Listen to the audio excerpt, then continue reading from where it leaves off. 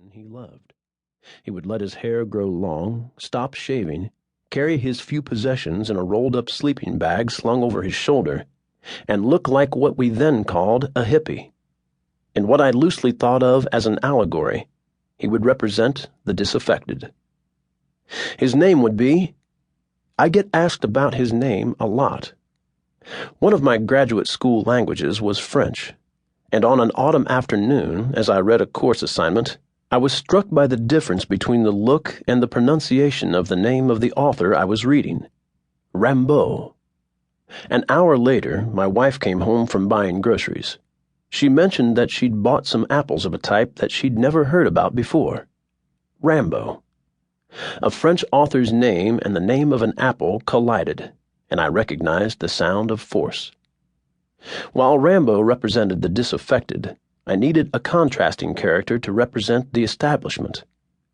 Another news report, this time in print, aroused my indignation. In a southwestern American town, a group of hitchhiking hippies had been picked up by the local police, stripped, hosed, and shaved. Not just their beards, but their hair. The hippies had then been given back their clothes and driven to a desert road, where they were abandoned to walk to the next town 30 miles away. I remembered the harassment that my own recently grown mustache and long hair had caused me. "Why don't you get a haircut? What the hell are you, a man or a woman?" I wondered what Rambo's reaction would be if, after risking his life in the service of his country, he were subjected to the insults that those hippies had received.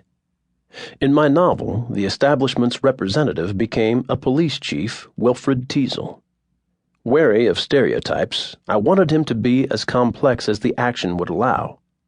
I made Teasel old enough to be Rambo's father. That created a generation gap, with the added dimension that Teasel wishes he had a son. Next, I decided that Teasel would be a Korean War hero, his Distinguished Service Cross second only to Rambo's Congressional Medal of Honor.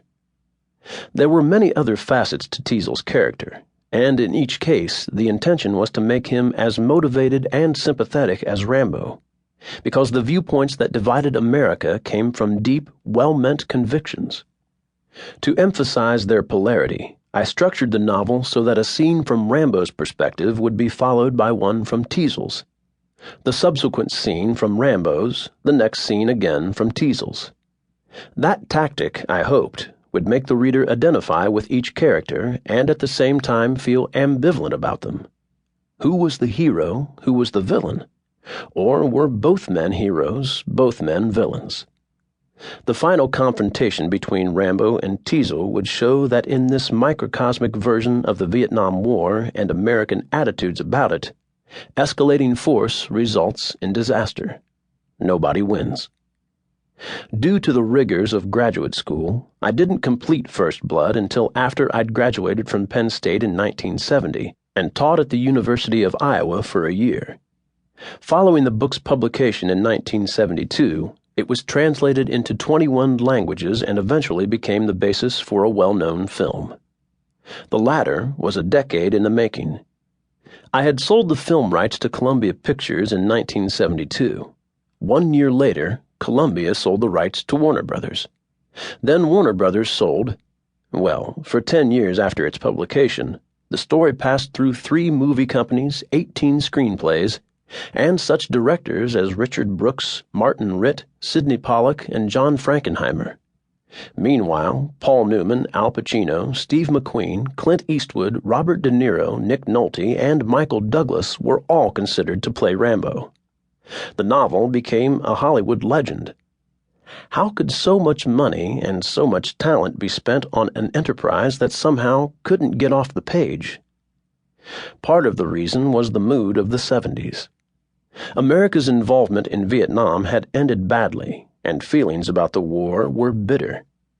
The few films that referred to Vietnam, Coming Home, for example, reflected that attitude. Then came the 80s.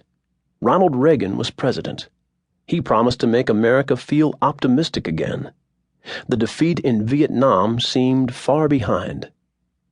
At that point, Andrew Vajna and Mario Kassar, 2 film distributors who'd been successful in the Orient, decided to become producers.